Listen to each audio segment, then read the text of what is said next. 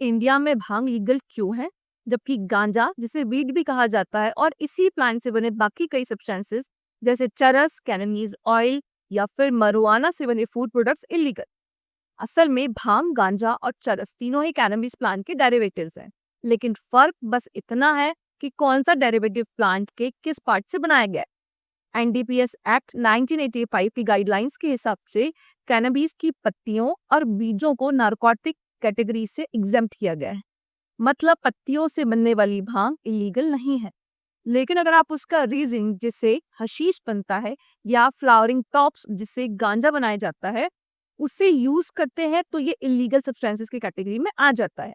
और यही रीजन है कि होली, महाशिवरात्रि या और भी कई रिलीजियस सेरेमनीज में भांग को ओपनली यूज किया जाता है, क्योंकि इसे सेंचुरी से कल्चर और स्पिरिचुअल ट्रेडिशन का हिस्सा माना गया है। और ध्यान रहे, भांग सिर्फ सेंट्रल एक्ट से एग्जेम्प्ट है, मगर इसका मतलब ये नहीं कि ये पूरे देश में लीगल है। एग्जाम्पल के लिए असम, त्रिपुरा और मणिपुर जैसे कुछ स्टेट्स में भांग इलीगल है, जबकि कई स्टेट्स में ये सिर्फ लाइसेंस्ड शॉप पर ही अवेलेबल है।